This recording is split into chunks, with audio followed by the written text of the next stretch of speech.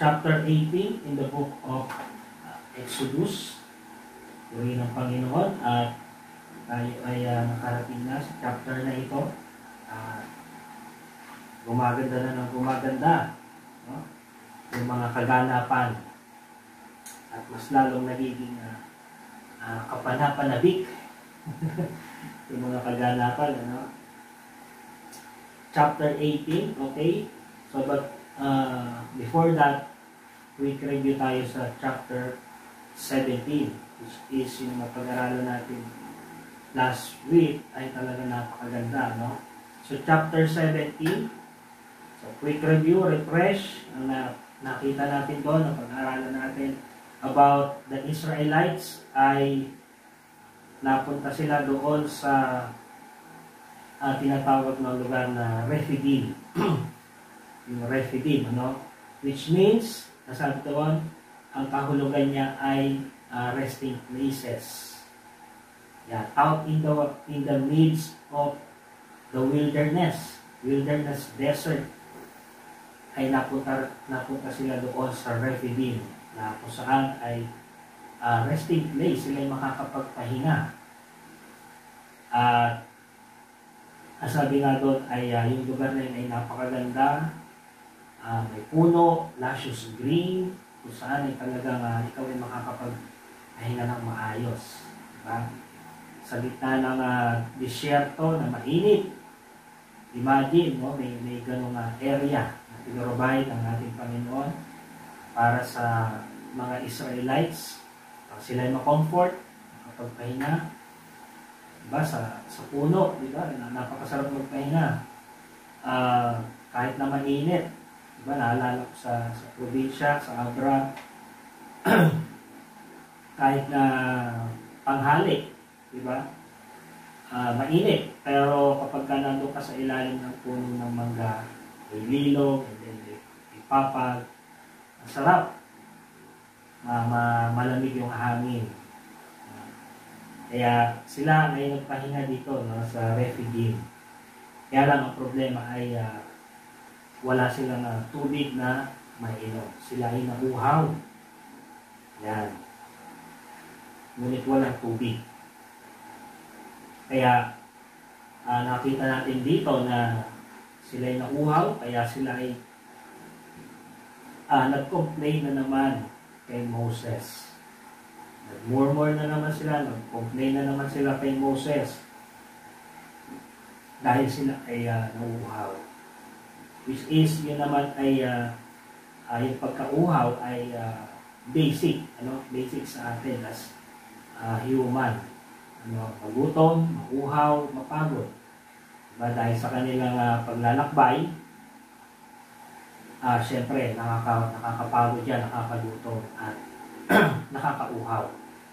Kaya dito sa chapter na ito, chapter 17, sila ay nakuha. Kaya lang problema is yung kanilang approach ng paghingi, yung kanilang attitude towards God, towards kay Moses bilang kanilang leader. Ano? Na yung kanilang paghingi ay hindi lang basta paghingi, hindi. May murmuring, may complaining, diba? May accusation, may mga kasamang mabibigat na pananalita. Okay? Kaya si Moses ay umiyak sa ating Panginoon. He cried to the Lord. Why? Because yung mga tao, yung kanilang attitude, si Moses ay ano na sila, violent na sila. Na sabi doon, sabi ni Moses, they almost killed me. Ganun na sila ka-violente. Gusto na nilang patayin si Moses. Imagine, ano? Imagine. So, ganun sila, ano? Kaya, ang ating Panginoon, pagamat ganun yung attitude ng mga Israelites, but ang ating Panginoon ay malumanay pa rin ang ating Panginoon. At knowledge ng ating Panginoon, yung pangangailangan ng mga Israelites, na sila'y mauuhaw sa kanilang paglalakbay. Kaya ating Panginoon, kinomand niya si Moses kasama ng mga elders ng Israel. Pumunta doon sa Horeb at doon ay may isang bato doon. Ano? Ang instruction ng ating Panginoon is very clear. Yung instruction ng ating Panginoon na yung gamit yung kanyang rod, no? A simple rod, yung kanyang ginamit, mula pa doon sa Egypt, performing yung mga miracles, yung rod niya. Simple rod, pero dahil sinasamahan siya ng ating Panginoon, ay yung rod na yun ay nagiging extraordinary rod.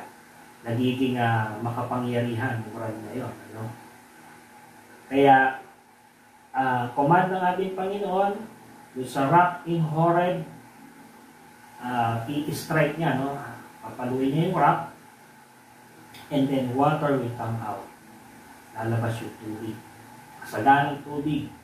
At yun ay dadaloy doon sa Rephidim, at yun yung kanilang magiging inumin. Hindi lang basta inumin, kundi magpaligo, diba? At pwede nilang lagyan yung kanilang mga sisidlan, pupunoy nila yung kanilang mga sisidlan, painumin yung kanilang mga hayop. Imagine, 3 million people.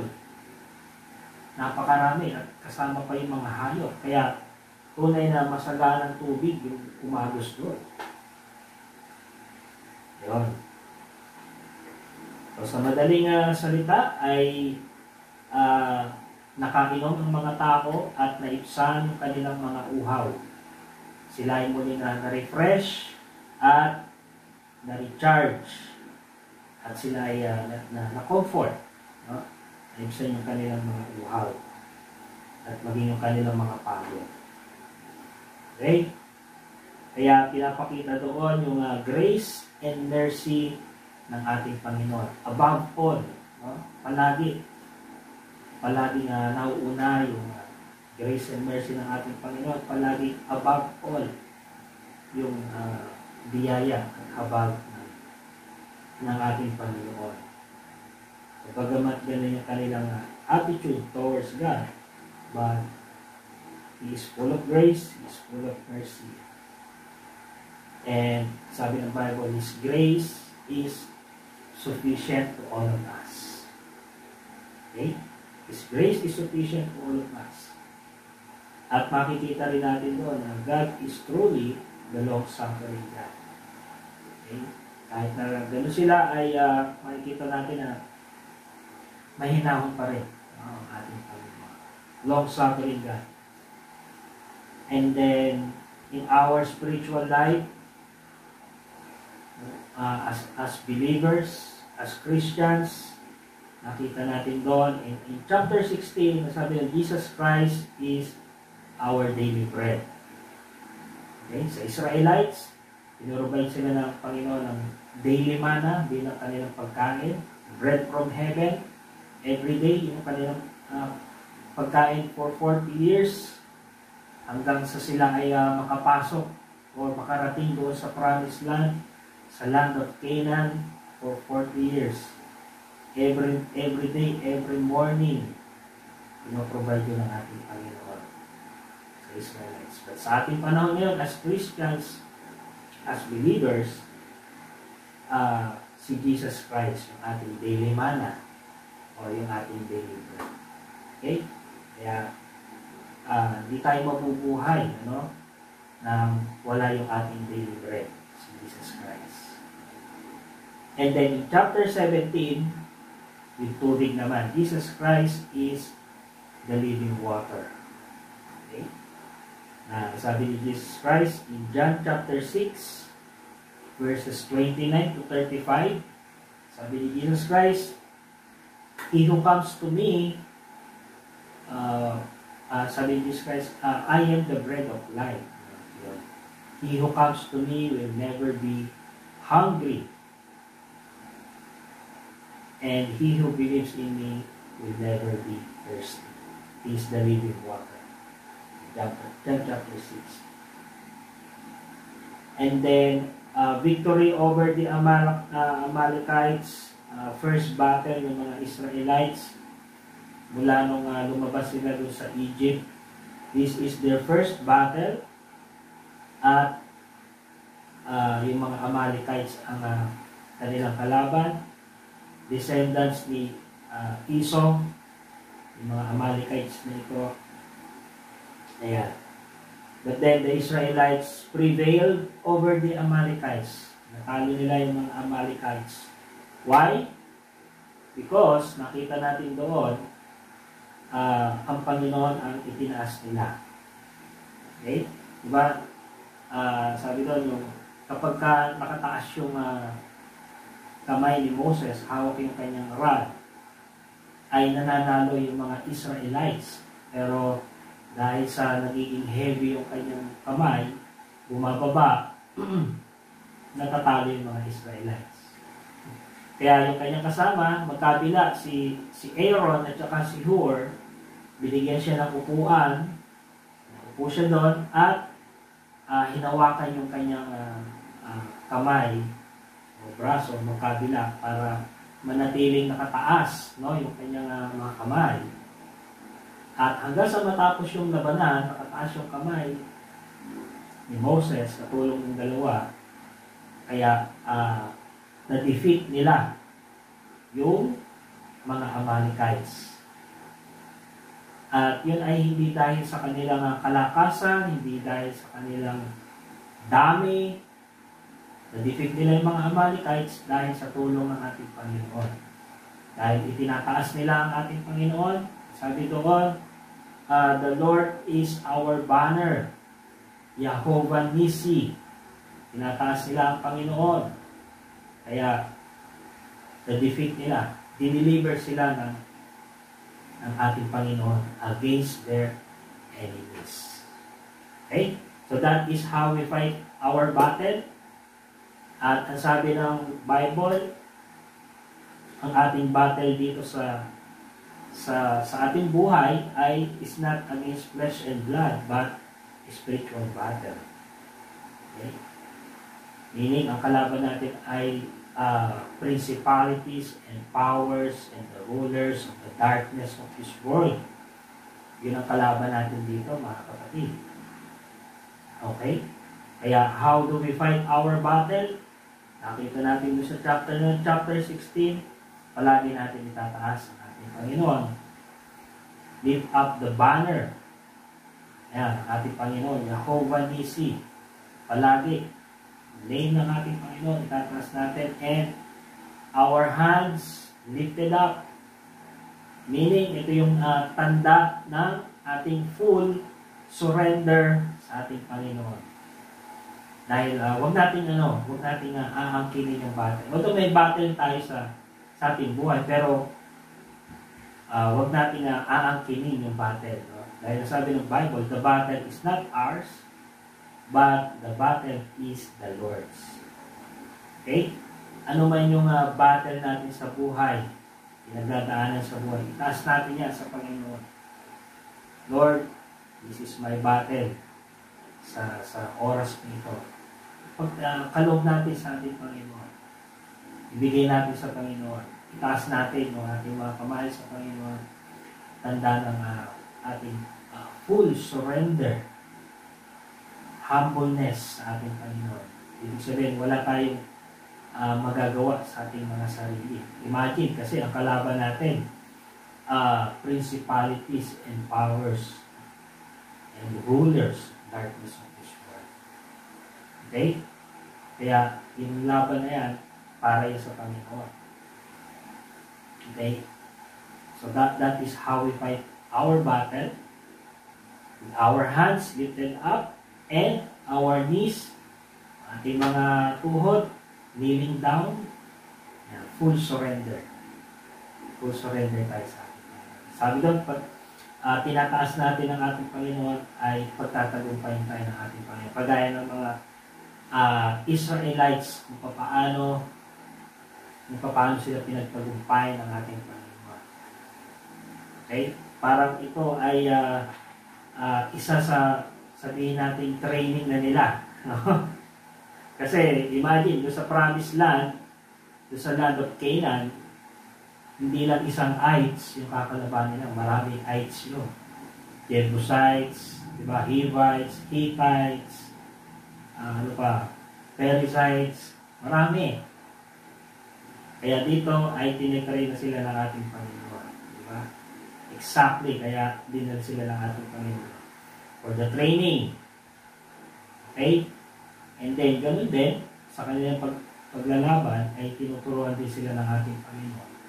Sa inyong laban ay ang itataas ang ating Panginoon. Okay? Kaya hindi sa pamamagitan ng kanilang lakas, kanilang liksi, kanilang dami, kaya sila nagtatagumpay. Hindi dahil sinasama sila ng ating Panginoon. Okay? Amen po ba, mga kapatid? Amen po. Amen. Amen. Amen. So, tatandaan po natin yung mga kapatid. Very, very important. No? Chapter 17. Battle. Lahat tayo may battle sa ating mga buhay. Okay? Lahat tayo may, ano kasi believers experience yan sa ating mga buhay. Ibig sabihin, every battle na malalagpasan natin sa ating buhay ay another step of maturity and development sa ating mga buhay, sa ating faith. Diba? Tinuturuan tayo ng ating Panginoon. Training yan. Okay? Kaya every battle na malalagpasan natin, level by level by level, mas lalo tayo nagiging strong. No? Strong Christian. Strong believer. Diba? Kaya, tinuturuan din tayo ng ating Panginoon na ibigay natin sa Kanya. Taas natin yung pangalan ng ating Panginoon. Tayo pagtatagumpayin. Kung malinaw naman, pinagtagumpay sila ng ating Panginoon. Ganun din ang gagawin natin Panginoon sa ating mga buhay. Okay? So, chapter 18. Yan. Tungo na tayo sa chapter 18. At ang title dito sa aking Bible, very simple title, no? Nakalagay lang dito ay Jethro's Advice. Jethro's Advice. Pero sa akin, no, yung nagpiprepare na ako, no, pinag-aaralan ko, pinag-bulay-bulayan ko. Sa akin, no, ang title nito is chapter 18, The Birth of the Government. The Birth of the Government. Okay?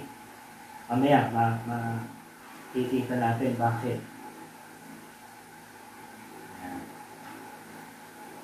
So, chapter 18, beginning from verse 1. So, I hope makakatabi niyo yung mga Bibles. Samahan niyo po ako. So, 18 verse 1. And Jethro, the priest of Midian. Okay? Moses' father-in-law heard of all that God had done for Moses and for Israel, his people, that the Lord had brought Israel out of Egypt. Okay, sino si Jethro? Sabi doon, siya ay priest of Midian. So the question is, siya ba ay pari ng ating Panginoon or a pagan priest? Yan. So, mamaya makikita natin yung kasagutan. Ano? Malinaw naman yung sagot yan. Madadaanan natin mamaya yan. So si Jethro, priest of Midian, and Moses' father-in-law, kanyang biyenan. So, meaning, siya yung tatay ng kanyang asawa ni Moses. So, natatandaan niyo po ba kung sino yung asawa ni Moses? Zipporah Zipporah. Yan. So, siya yung tatay ni Zipporah. Si Jethro. Okay? At itong Midianites, para po sa ating kaalaman, so kung matatandaan natin in the book of Genesis, itong mga Midianites ay descendants ni Abraham to Keturah. Okay? Diba, matatanda natin sa katandaan ni Abraham. Yun yung naging asawa niya, si Keturah, nagkaanak pa siya doon, diba? At itong mga anak ni Abraham kay Keturah, isa dyan yung mga Midianites. At sila yung nag-form ng Arab nation. Yan. Ganun din kay Ishmael, anak ni Abraham kay Hagar, diba? Yan, si Ishmael, and then si Keturah, yung kanilang mga anak doon, ay yan yung nag-form na Arab nation. Okay? Sa ngayon, no? Panahon natin ngayon. Kaya lang, although descendants sila ni Abraham, ay may specific na lineage na pinili ang ating Panginoon. Specific na nation, specific na people, ang pinili ng ating Panginoon. That is through Abraham, kay Sarah, diba? Abraham, Isaac, and Jacob. Yun yung specific lineage na pinili ng ating Panginoon, na kung saan ay dadaloy, no? yung seed of the woman, na alam natin ang ating Panginoong Hesus Kristo. Yun si Jesus Christ, yung katuparan ng seed of the woman. That is the coming Messiah. So, ganun pa man, so itong mga Midianites na ito ay, yan, descendant siya ni Abraham kay Keturah. And then, si Jethro, kung babalikan niyo ito sa book of Exodus chapter 2, verses 16 to 18. Siya din ay tinawag na Reuel or Ruel. Ruel or Reuel. Hindi siya tinawag niya, hindi isang pangalan niya. No? And then, yung Jethro, yung kahulugan ng kanyang pangalan ay, sabi na, his abundance. His abundance. And then, yung Reuel ay friend of God. Yun ang nakahulugan ng kanyang pangalan. His abundance and then friend of God. Okay?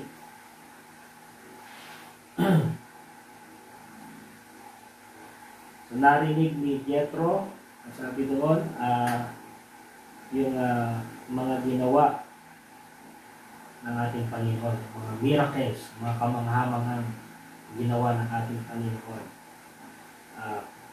kay Moses at saka doon sa entire nation of Israel. Kung paano nilabas ng ating Panginoon Israelites out of Egypt, na bantog, no? yung pangalan ng ating Panginoon, which is yun nga yung purpose talaga ng ating Panginoon. No? Sabi ko sa kung babalikan natin yung mga pangyayari doon sa Egypt, sa 10 plagues, di ba? Sabi ng Panginoon, I will harden his heart, no? yung heart ni Pharaoh. Or I will strengthen his position, dahil yung first and foremost ay yun na talaga yung nasa puso ni Pharaoh. Matigas na talaga yung kanyang puso, full of pride.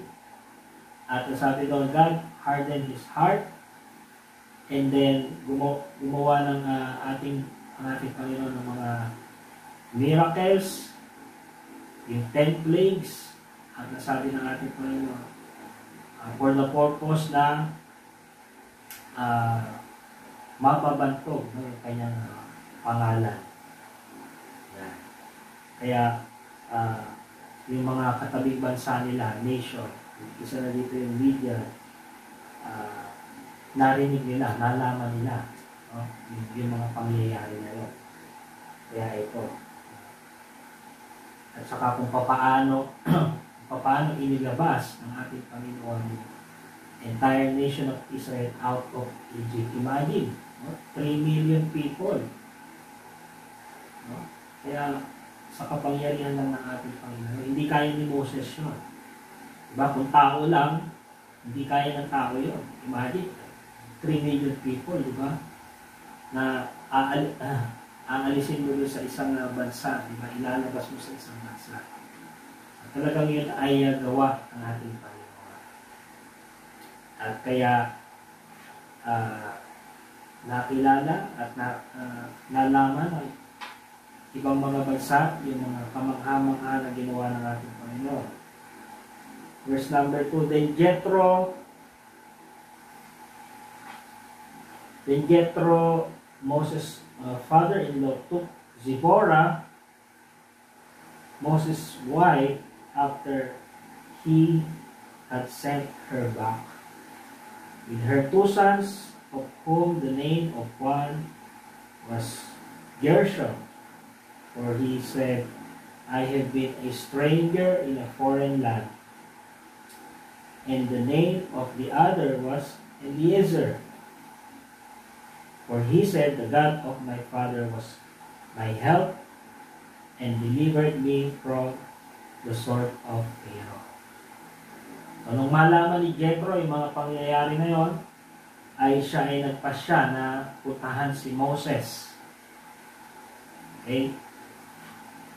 At isinama niya yung asawa ni Moses, si Zipporah, at saka yung kanyang 2 anak, si Gershom at saka si Eliezer. So, meaning pala ay hindi nakasama ni Moses sa Egypt, no, yung kanyang asawa at kanyang mga anak. Okay? So, kung matatandaan natin yung pangyayari, ano, yung tinawag na ng ating Panginoon, si Moses, kinomission na ng ating Panginoon, si Moses na siya yung gagamitin ng ating Panginoon as leader ng children of Israel upang pumunta doon sa Egypt, kakausapin si Pharaoh at palalayain na yung kanyang bayang Israel. So, on his way, di ba, from Midian, papunta na siya doon sa Egypt. Nagta-travel na sila kasama ni Moses, yung si Zipporah at saka yung kanilang 2 anak. And then, ang sabi doon ay habang natutulog si Moses ay tangkang papatayin ng ating Panginoon si Moses. But then, si Zipporah, yung kanyang asawa, ay agad na kumuha ng matulis na bato at tinuli yung kanyang mga anak, si Gershom at saka si Eliezer. Okay? Dahil alam ni Zipporah yung covenant ng ating Panginoon sa mga Israelites. Yung summary, circumcision. No? Yung circumcision. Kaya lang dahil sila ay may dispute, silang 2 mag-asawa, so hindi natuli yung 2. No? Kaya si Moses on his way doon sa Egypt, ganun yung nangyari. No? yung asawa na niya tumuli doon sa kanyang 2 anak. Okay? At pagkatapos ng event na yon, maaring pagkatapos nun ay pinauwi na ni Moses si Zipporah at saka yung kanyang 2 anak pabalik doon sa Midian. At siya na lamang yung tumuloy doon sa Egypt. Okay? Kaya dito ay isinama ng kanyang biyanan, si Jethro, si Zipporah at saka yung kanyang 2 anak. Okay? Verse number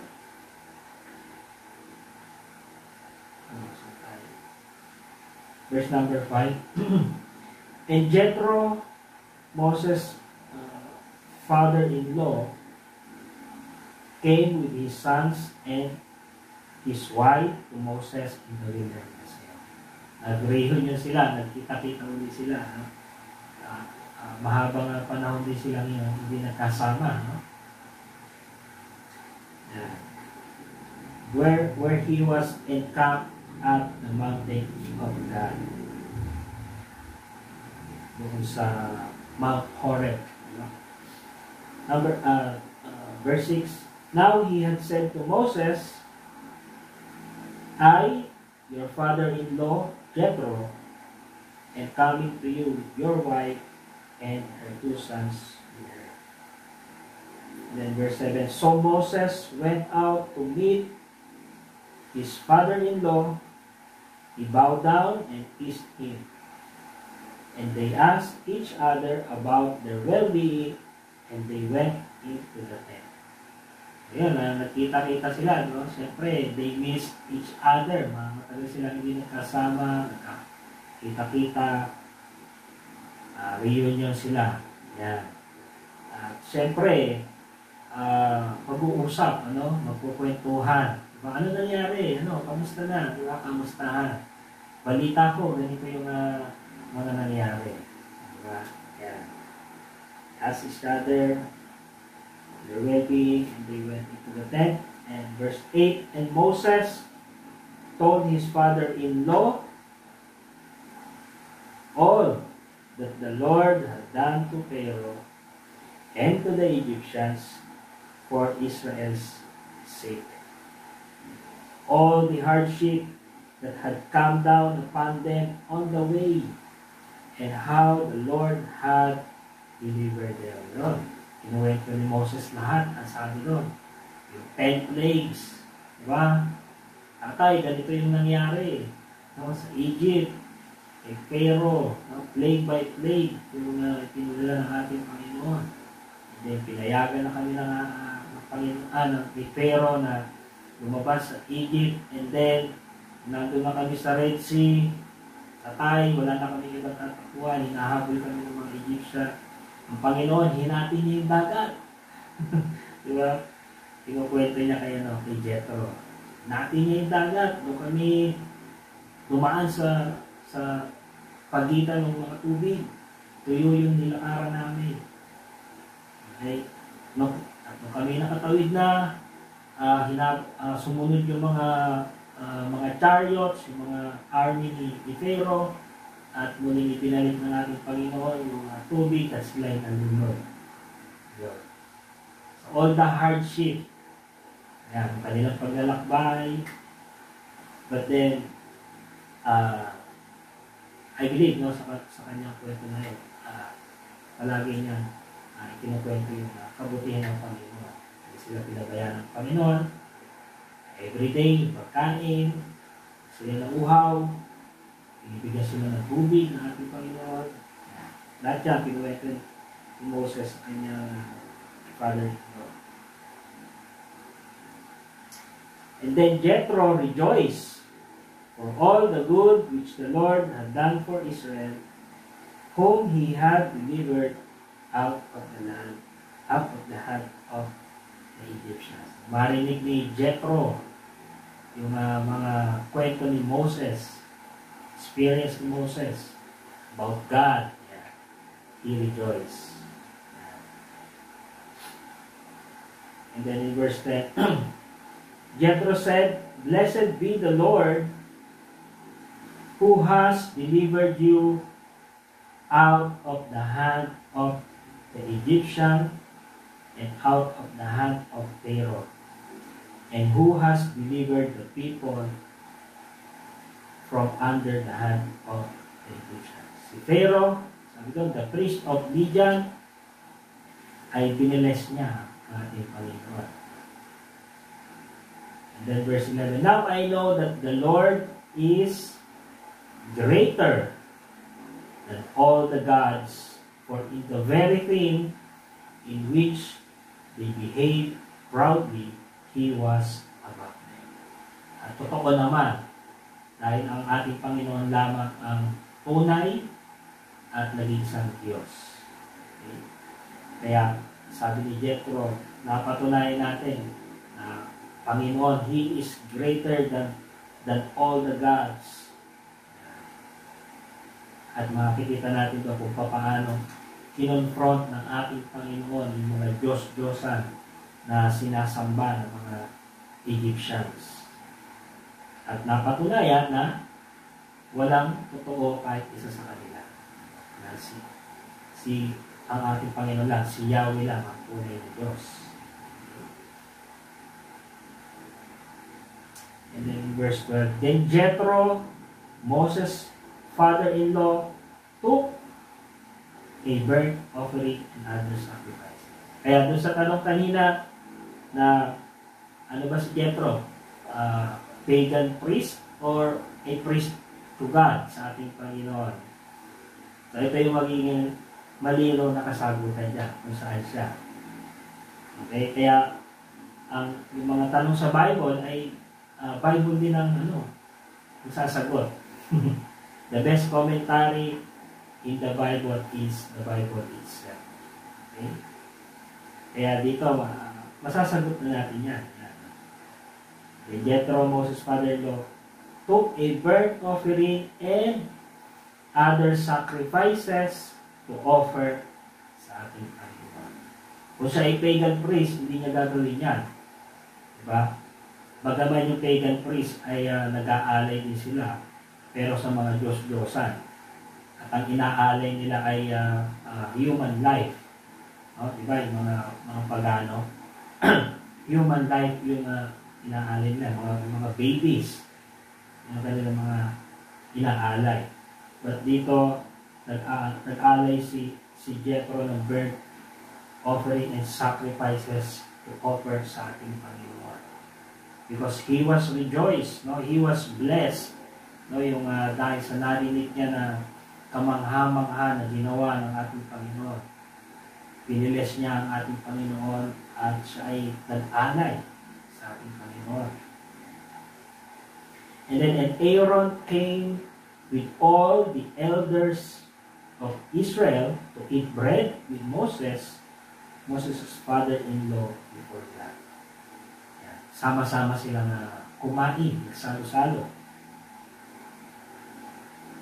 And then in verse 13, ito yung mga sumunod na kaganapan.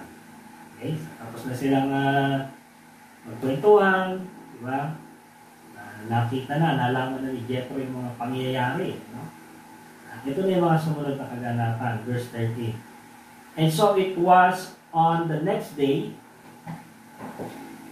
that Moses sat to judge the people, and the people stood before Moses from morning until evening.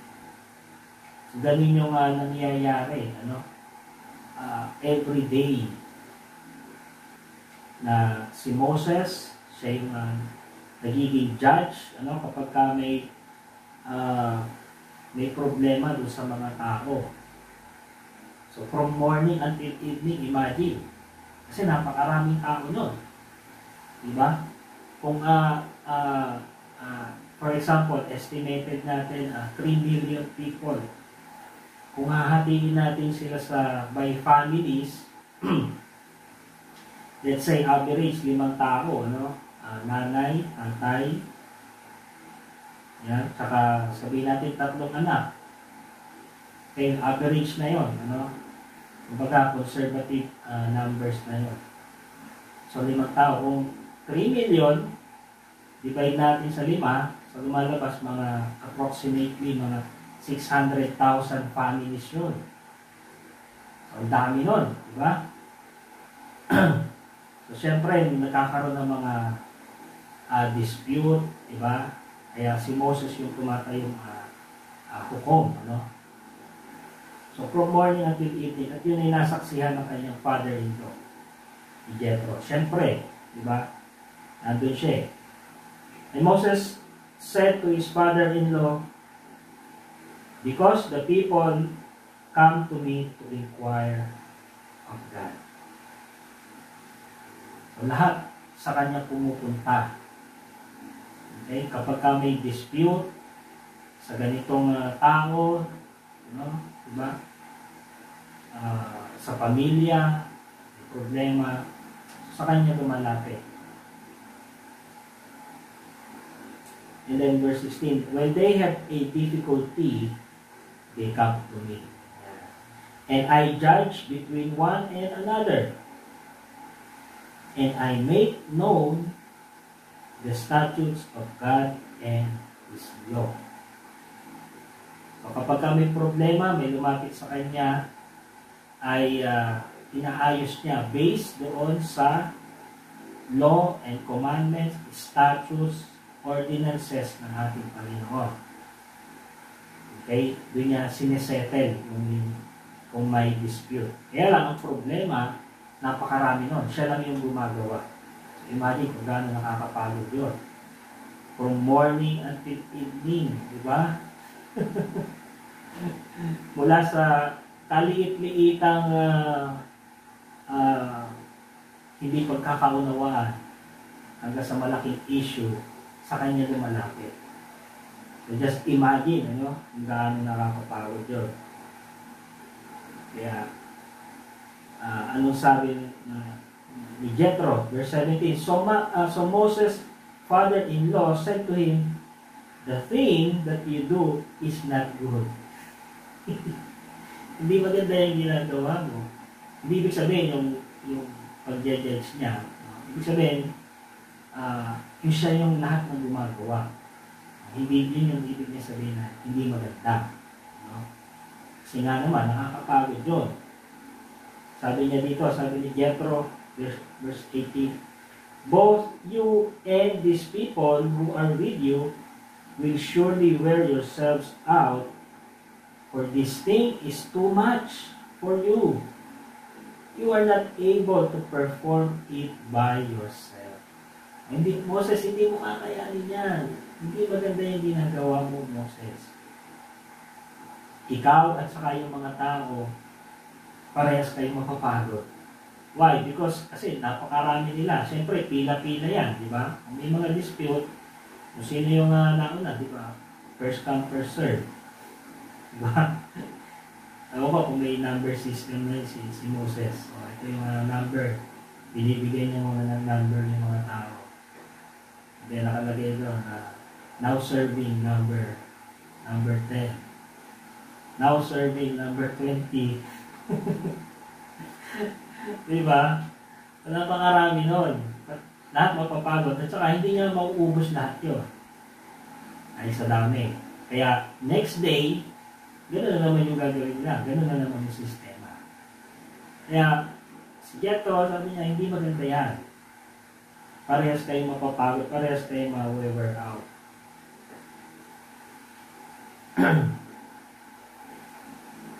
The thing is too much for you, no?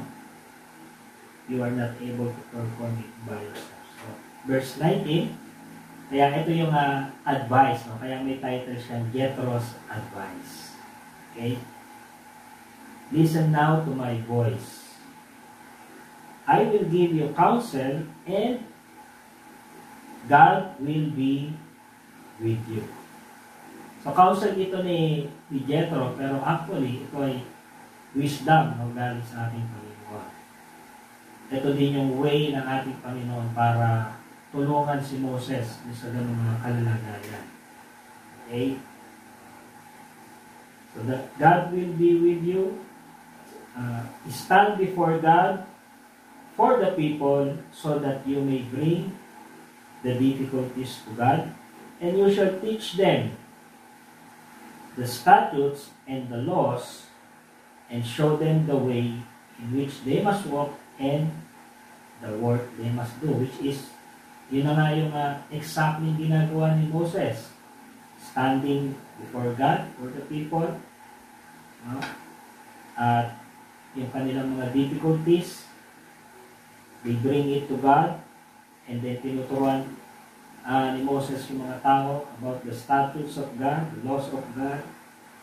And moreover, in verse 21, ang sabi ni Jethro, So, okay ang ginagawa mo para sa mga tao, sinesettle mo yung kanilang mga problema, kanilang mga dispute, kaya lang, hindi mo kakayanin mag-isa yan. Okay? Kaya sabi ni Jethro, you shall select, verse 21, you shall select from all the people. Pumili ka. No? Yan sa iyong nasasakupan. Select from all the people able men. Yan. So ito na yung advice or wisdom na binibigay ni Jethro para kay Moses. Pumili ka yan sa iyong nasasakupan, yung able men. Okay? Able men. At ito, no, hindi lang siya basta pipili. Dahil may mga criteria na kailangan masunod. Sa kanyang pagpili, na hindi lang siya basta magpipik. No? Nakita niya na ito, okay ito. No? Hindi gano'n. No? May criteria. At ang sabi ko, ng criteria ay able men such as fear God. Yan. May takot sa Panginoon. Ibig sabihin, may paggalang sa Panginoon. No? Ibig sabihin yan ay sumusunod sa ating Panginoon. May paggalang, may pagsunod sa ating Panginoon. Fear God. Kasi pwedeng siya, marunong siya, pwedeng siya, matalino siya, pwedeng siya, marami siyang alam, pero kung wala siyang takot sa Panginoon, hindi siya pwede. Diba? Kailangan yung may takot sa Panginoon. Kailangan yung law-abiding citizen ito. No? Sumusunod sa utos. Okay? Fear God, and then, men of truth. Yan yung mga criteria na napipiliin ni Moses. No? Men of truth, and then, hating covetousness. So, yung tatlong criteria lang. So, talaga na mabibigat na criteria yan. Diba? Hating covetousness, ibig sabihin, itong mga tao na pipiliin niya ay hindi naghahangad ng kung ano man, posisyon or kapangyarihan. No? They hate covetousness. But they are humble people. And they fear God. These are the men of truth. Yeah. And place such over them to be rulers of thousands, rulers of hundreds, rulers of fifties, and rulers of 10. So, maglagay ka ng mga tao dyan, Moses. Hundreds, thousands, syempre, millions yun. Kapag binirate mo, in thousands, in hundreds, in fifties, and tens. So, galing yung government. So, ito na yung tinatawag natin government. Okay? Na mismo sa Panginoon ang galing. Kung titingnan nyo, sa ating panahon, ganito rin yung format. Diba? O sa ating bansa, for example, diba yung mga leaders natin? Diba? May president sa kabuuan. Siya yung leader natin sa buong bansang Pilipinas, and then sa mga bawat lalawigan meron siyang mga governors doon ruling the thousands, diba? And then sa bawat syudad may mga mayors, and then sa mga bawat barangay may mga barangay captain, diba? Ganon, diba? So ganon yung format, no? Yung government. And then, ganun din sa ating justice system. Diba? Ganun din sa ating justice system. Merong Supreme Court, yung pinakamataas, no, na korte. And then sa mga bawat lalawigan, syudad, may mga regional trial court. Diba? Yung mga maliliit na kaso, kaya nang i-handle yan ng mga regional trial court. And then kapag hindi kaya ng sa regional trial court, doon nila itataas sa Supreme Court. Okay? So, ganun, ano? Yung format. Yan. Kaya, yun yung title natin kanina, The Birth of the Government. Na yung format ng ating government ngayon sa ating bansang Pilipinas at hindi na sa atin, doon sa iba't ibang bansa, nanggaling yan sa ating Panginoon. Ang Panginoon ang nag-create niya, yung government. Okay? Amen po ba, mga kapatid? Amen po. Amen. Amen. So, ang ating Panginoon ang nag-create niya, no? Yung government, na hanggang ngayon sa ating panahon, ginagamit natin. Okay? So, ganun, ano? Ito yung advice ni Jethro sa kanya. Hatiin mo sila para yung mga maliliit na may kaso, hindi kagad sa'yo. May mga nakapwesto ka na dyan. Diba? And then, verse 22, let them judge the people at all times. Let them, pabayaan mo sila. At saka, nakalimutan ko sabihin, ano, sa kanyang pagpili, may criteria, diba? At saka, hindi lang niya basta-basta kapag nakapili na siya, ay basta na niyang ide-deploy. So, for example, may napili na siya, base doon sa criteria, na nakuha nila yung criteria, nakapili siya, ititrain pa ni Moses yun, siyempre. Hindi niya basta-basta ide-deploy yung mga yun. Kailangan, siyempre, magkakaiba pa rin sila ng kung paano mag-isip, paano mag-decide. Kaya kailangan i-train ni Moses yun. Impartation, no, ng leadership ni Moses. Yung ituturo ni Moses dun sa mga mag-lead, yung good governance, and then yung statutes, yung law, yung commandments ng ating Panginoon, tuturo niya doon sa mga leader. Ite-train niya muna, and then sa kanya i-deploy. Okay? So yun, no? So let them judge the people at all times. Then it will be that every great matter they shall bring it to you. So parang siya na yung tatayong Supreme Court. Di ba? Kapag yung may mga kaso na mabibigat at hindi na kaya ng mga area leaders or judges, ay sa kanila dadalhin sa kanya. Hindi mas di ba? Mas gumaan na yung kanyang trabaho. Di ba? So mamaya, tapusin lang natin itong verses, and then makikita natin yung application naman yan sa atin. Okay? So, every great matter they shall bring to you, but every small matter they themselves shall judge. So it will be easier. Yan.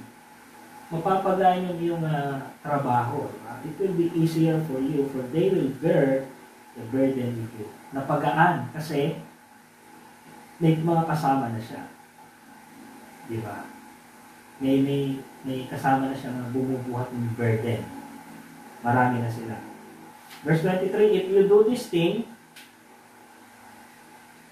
and God so commands you, then you will be able to endure, and all these people will also go to their place in peace. Kasi, lahat ng pangangailangan ng tao matutugunan. Diba? Kasi may marami ng kumikilos, marami ng gumagalaw. Hindi na lang nag-iisa. Kung si Moses lang, hindi niya kayang tugunan lahat. Kaya, magkakagulo pa rin. Diba? Kasi hindi niya matutugunan lahat. Pero kung may mga nakapwesto na siya dyan, diba? Bawat kampo, yan, may mga leaders, lahat ng issue ng mga tao matutugunan. Kaya, payapa. So, kaya, isa yun sa purpose, kaya ibinigay ng ating Panginoon ng government. Batas, binigay ng ating Panginoon para ano? Para sa kapayapaan, di ba? Order. Peace and order. So, imagine, ganun karaming tao, 3 milyon.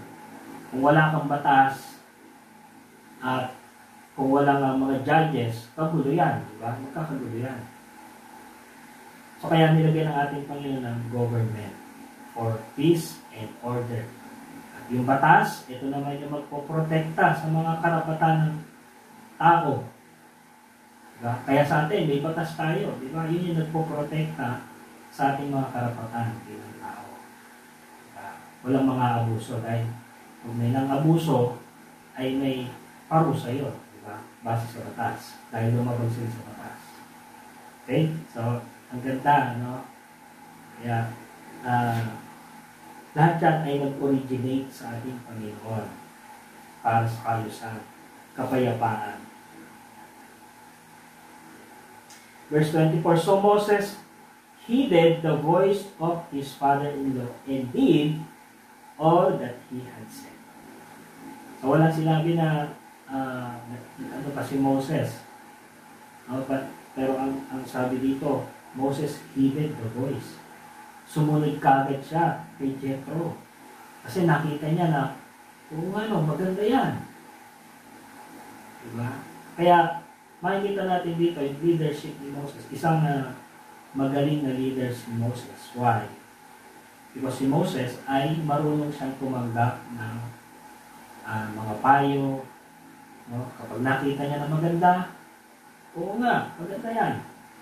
Diba? Bakit hindi natin gawin? Kasi ang isang magaling at magandang leader ay marunong din sumunod. Diba? Marunong makinig, marunong sumunod. Kasi may mga leader na hindi, diba? Na sila lang palagi yung nasusunod. Sila lang palagi yung tama. Diba? Ako naka-experience na ako ng mga ganyang leadership. No? Through my entire years na pagtatrabaho. 20 years. Sa akin, 20 years sa industry. Iba't ibang kinds of leadership na yung aking na-encounter, naranasan. Merong magaling, merong wala sa ayos, sabihin wala sa ayos. Yun nga, hindi siya nakikinig sa mga payo. Yun pa rin gusto niya yung ipipili. Okay? So, hindi yun yung galing yung magandang leader. Ang magandang leader, tumatanggap siya ng payo. Kung nakita niya yung maganda, and then, gawin natin, di ba? A good leader is also a good servant or a good follower. At yun si Moses, hindi siya nagmataas na, hindi, ganito pa rin ang gagawin ko. Everyday, ganito naman yung ginagawa namin eh. Diba? Hindi siya ganon. Kaya nga, si Moses, in the book of Numbers, sabi doon, he is the most humble man. The most humble man ever did. Pinasulat sa kanya ng Panginoon. Imagine, Moses, isulat mo dyan. Ikaw, the most humble man ever did. Ano kaya pakiramdam ni Moses? Pero isusulat ko ba talaga ito? Pero yun yun, nakasulat sa book of Numbers. He is the most humble man ever did. Si Moses. Siya sumunod. Siyempre, sumunod siya sa payo ni Jethro. Kaya gumaan yung kanyang buhay. Gumaan yung kanyang trabaho. Kasi may nakasama siya. And Moses chose able men out of all Israel and made them heads over the people, rulers of thousands, rulers of hundreds, rulers of 50s, and rulers of tens. So they judged the people at all times. The hard cases, they brought to Moses. Yan. Sa kanya na lamang yung mga mabibigat na kaso. Yan. Kay Moses na yan. But they judge every small case themselves. Pagka maliliit lang na kaso, kayang-kaya na nila yan. Di ba? Ganun ang buhay ni Moses. And verse 27, last verse. Then Moses let his father-in-law depart, and he went his way to his own land. So, nung nakita na ni Jethro na maayos na, no, dahil sinunod ni Moses yung magandang payo ni Jethro, nakita ni Jethro, okay na.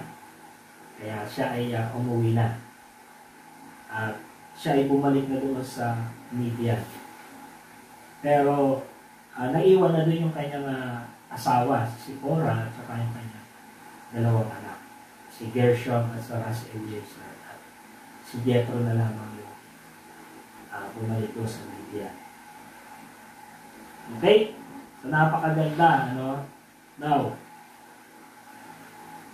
sabi ko nga kanina, yung magandang application niyan, maging sa ating government. Yan. Yung magandang application niya. And lalo-lalo na sa mga churches.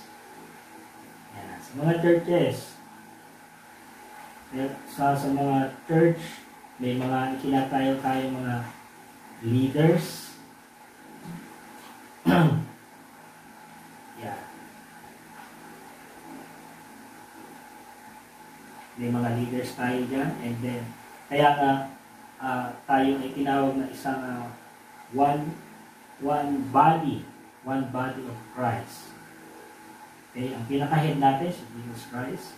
Then sa church, may mga itinatayong mga leaders. Kagaya nito, hindi lang si Moses, no? Kaya kailangan niyang pumili ng able men at may criteria. Okay? Kasi hindi kaya ng ang isa lang yung leader. Okay, kaya yung leaders sa church, sa mga churches, may mga kasama siya, may mga katulong siya. In the New Testament, makikita natin doon from Apostle Paul, no? Yung mga criteria doon na pipiliin, kung paano pipili ng mga leaders. Saka yung mga elders sa church, yan, napakahalaga niyan. Kasi sa mga elders, may wisdom. Yung mga may impart nila na wisdom sa mga decision making. Kaya may mga elders sa church, may mga deacons. And then, sa church, may mga ministerial gifts, binibigay ang Holy Spirit. Di ba? Counseling, gift of counseling, gift of governance, gift of leadership, madami. No, kaya, ganun nagpa-function ng church, hindi lang iisa. Diba?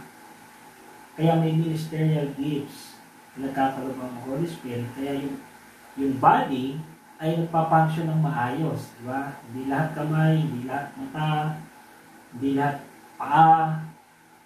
Diba? Kaya may harmony. Diba? Yung leader, kaya yung pinaka-head ay nakakapag-function siya ng maayos. Diba? Magaan yung trabaho niya kasi may mga kasama. May kasama siyang bumubuhat ng burden. Kaya gano'n naman talaga sa ministry. No, yung ministry ng ating Panginoon ay hindi meant para pahirapan tayo. Hindi ganun ang ministry ng ating Panginoon. At yun yung nakita, no, ng ating Panginoon kay Moses, nahihirapan siya nung isa lamang siya. Kaya yung way ng ating Panginoon para tulungan si Moses. At ganun din sa atin bilang application, no, sa mga churches. Dapat yung ministry ay well-balanced. No? Hindi para pahirapan tayo. Okay? Dapat balance yan sa family and sa ministry. Maaaring kasi nasa ministry ka pero napapabayaan mo na yung pamilya, kung hindi rin tama yun. Diba? Kasi nga, dapat nga ang unang ministeryo mo ay yung pamilya. Diba? Yung asawa, yung anak, yung kasambahan, yung pamilya, yung ministeryo. Okay? Ganun ang ministeryo ng ating Panginoon. Dapat ang ministry ng ating Panginoon, kung saan tayo kinabibilangan, dapat enjoyable. May enjoy natin. Kaya na tayo nilalagay doon sa ministry para maging productive tayo, ma-exercise yung gifts na kaloob sa atin ng banal na spirito, spiritual development, spiritual maturity. Kaya yun ang purpose ng ministry. Kaya tayo nilalagay dyan. Hindi para pahirapan tayo. Diba? Kasi kung nagiging burden na or exhaustive na yung ministry para sa atin, something's wrong. Something's wrong. Kaya kailangan natin i-share yung burden. Diba? Share the burden. No? Kapag nahihirapan ka, no? may mali. Diba? Kung hindi balance, may mali din. Diba?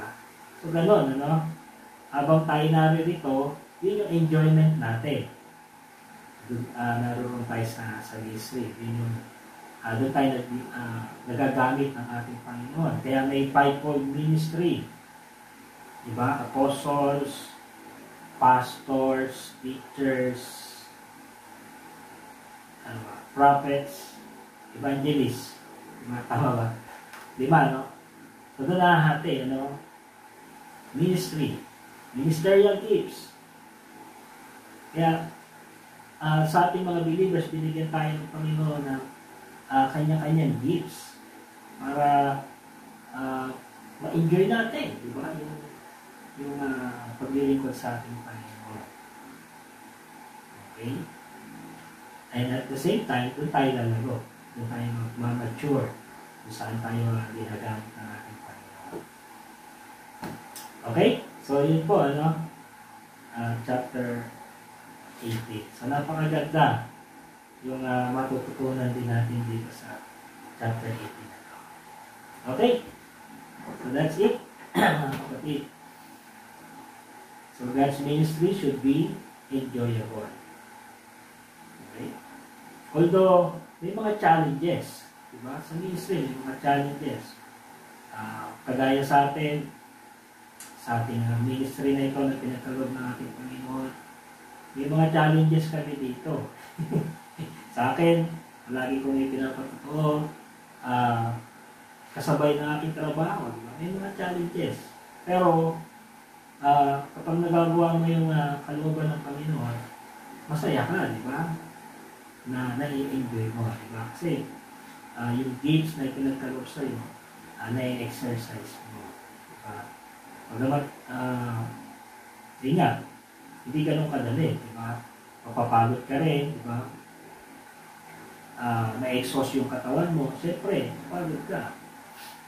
Pero, spiritually, nandun yung fulfillment, yung excitement, enjoyment, di ba? Dahil nagawa mo yung kalooban natin. Okay? So, ganun din po sa atin. Bawat isa sa atin. Lahat po tayo ay bilang anak ng Diyos, tumanggap ng banal na spirito, meron tayo mga spiritual gifts na ipinagkaloob. Yung ipanalangin natin sa Panginoon kung hindi pa natin na-discover ng gifts na kaloob sa atin ng ating Panginoon. Panalangin natin, itulog natin sa ating Panginoon. And then, ministry work. Diba? Doon natin malalaman kung ano ba yung gifts na kaloob sa atin ng Panginoon. And, sure ako, 100% na ipapaalam sa iyo ng ating Panginoon kung saan kanya gagamitin. Sure na sure yun. Okay? So, purihin ng Panginoon. So, that is chapter 18. Dakilang Ama, Diyos na mapapala at mapaligas lahat. Father God, kami po yung papasalamat, Panginoon, sa gabi na ito, Lord. Salamat, Panginoon. We are blessed, Panginoon, once again, Panginoon, sa iyong mga salita na inihayag sa amin, Panginoon. Chapter 18, Book of Exodus, Lord, kung saan, Panginoon, nakita namin, Lord, governance, government, Panginoon, na ikaw mismo, Panginoon, ang nag-create, Lord, at binigay sa tao para kami, Panginoon, ay nagkaroon ng kaayusan at sa iyong mga batas, Panginoon, na magpuprotekta din sa amin, sa amin bilang tao at ang aming karapatan, Panginoon. Ang iyong batas, Panginoon, magpuprotekta sa amin. Kaya Lord, salamat, Panginoon, sa iyong mga salita na ito na ipinahayag sa amin. Even thousands years ago, God, ay iyan ang binuo, Panginoon, ang government. Hanggang ngayon, sa aming panahon, ito ang aming pinapractice. Kaya kami, Panginoon, ay maayos at mapayapang namumuhay. Bawat isa sa amin, Panginoon, bawat pamilya. Sapagkat sa iyong kabutihan na ginawa na ito. Salamat, Panginoon, at sa gabi na ito, patuloy ito ang aming pinapasok. Salamat sa iyong mga salita. Mayamang mga salita, mayaman sa katotohanan. At tunay, Panginoon, ang aming puso, Panginoon, ay busog na busog. Ang aming mga kaluluwa, Panginoon, tunay na satisfied, Lord. Spiritually, Panginoon, we are satisfied, Lord, dahil sa iyong mga salita. At Lord, ikaw ang aming tinataas, patuloy. Lord, we testify about you because of your goodness, your grace, and mercy. Sa lahat ng ito, Panginoon, ikaw ang maitataas, maitapahayag. Maraming salamat, Father God, at sa aming pagtatapos, aking pagkidinadalangin, Panginoon. Ang aking mga kapatid, Lord, patuloy, dalangin ko, Panginoon, ang iyong pag-iingat sa bawat isa sa kanila, Panginoon. Yung presensya, Panginoon, patuloy na babalot sa bawat isa sa amin, Panginoon. We thank you for your blessing, for your provision, for your protection every day, Panginoon. At kitang-kita namin, Panginoon, kung paano ka gumagalaw, kumikilos, gumagawa sa aming mga buhay, Panginoon. At ikaw ang aming itinataas, Panginoon. Salamat, Lord. I pray for your covering and protection, pag-iingat sa bawat isa sa amin, Lord, sa lahat ng oras, sa lahat ng dako, Panginoon, kay Sister Risa, kay Nanay Luming, kay Kuya Phil, sa aming anak ni si Jed, sa aming asawa, kay Jude, kay Mama Lani, Sister April, Sister LG, Sister Vandy, Sister Oya, Sister Rosnia, iba pa namin mga kapatid, Panginoon. Hindi na namin nakasama. Ay namin isinasama sa panalangin, Lord. For your covering and your protection, Lord. And your provision, blessing sa bawat pamilya. And Lord, maraming salamat at sa gabi na ito. Before we end, Panginoon, sa aming prayer, we release the blessing, Panginoon, from Numbers chapter 6, verses 24 to 26. Yevareka ka, Adonai, Yeshmereka, Yer Adonai, Panaveleka, Vikurika. Sa Adonai, Panaveleka, Viyasendeka, Shalom. May the Lord bless you and keep you. May the Lord shine His face upon you and be gracious to you. May the Lord lift up His countenance and give you peace. The peace that surpasseth all understanding. The peace that the world cannot give. That peace comes through our Lord, Savior, Jesus Christ. Maraming salamat, Father God.